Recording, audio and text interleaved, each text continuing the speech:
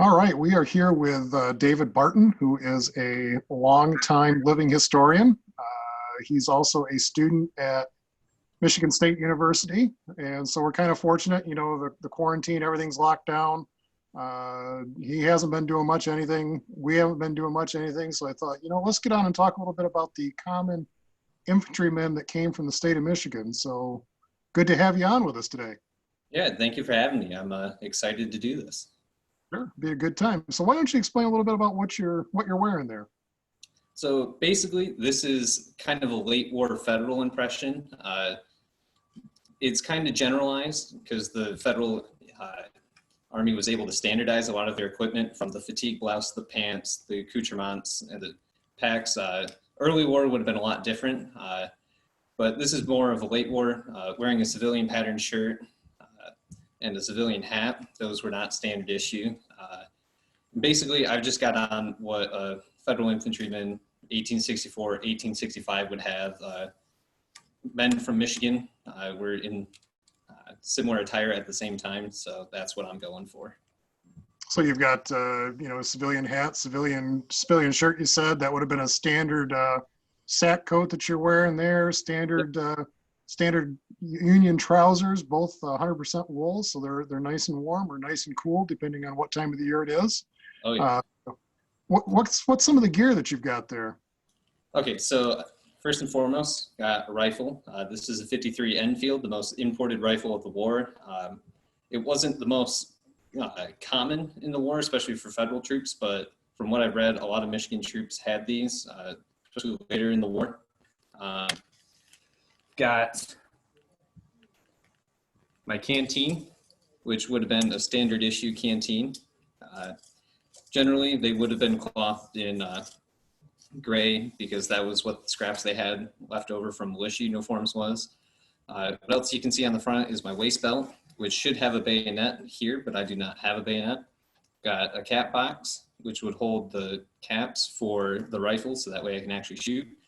Across my chest is the baldric plate on the baldric for my cartridge box, which standard amount of ammunition issued for 3 days was 40 rounds. So I'd keep all that in here, and that's the actual, what we would consider today to be the bullet.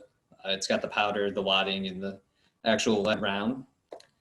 On my back, I've got my knapsack, which has a ground cloth, my blanket, and some extra clothes. Right here, you can see my haversack. Again, these are both standard federal issue. In here would be kept almost all of my eating utensils and rations. Whatever I didn't eat when I got it, or whatever extras that didn't fit in here might have gone in my pack. Also got a tin cup, which would have been pretty standard throughout the Army. And then I just carry some rope there to use when we get to camp.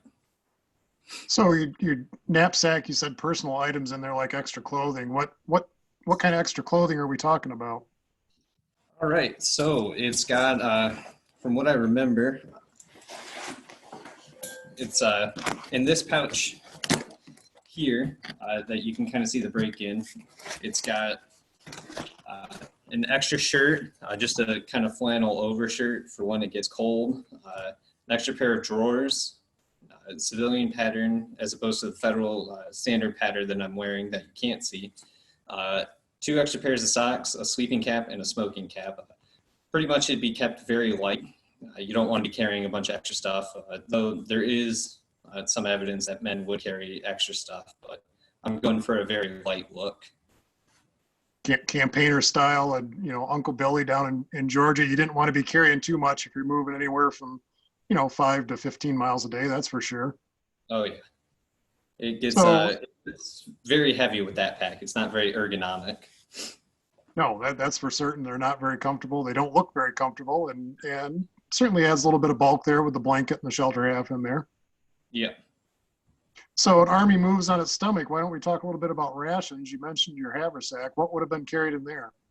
So the main things that federal troops were issued were a meat ration, a bread ration, which generally would have been hardtack, and then coffee, sometimes cornmeal, sugar, salt, a couple other things. But the standard ration was, I believe for 3 days, it's 30 pieces of hardtack, which are about yay big, which means they take up most of the space in here.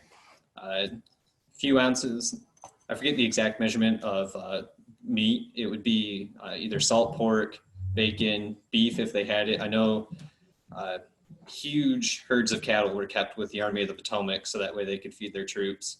And coffee, sugar, cornmeal would all go in here.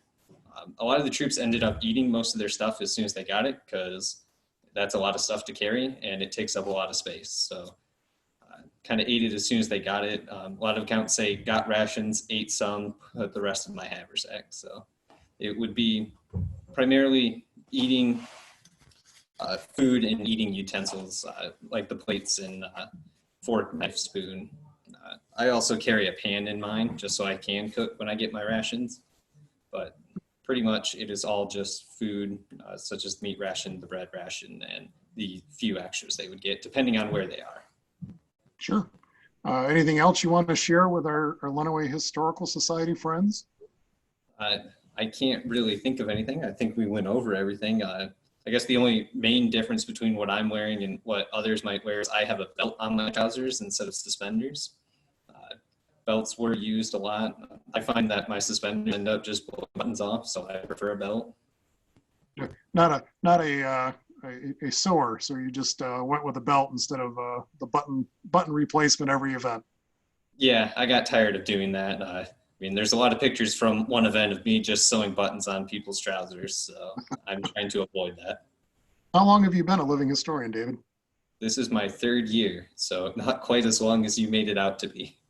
Well, 3 years is a long time for anybody.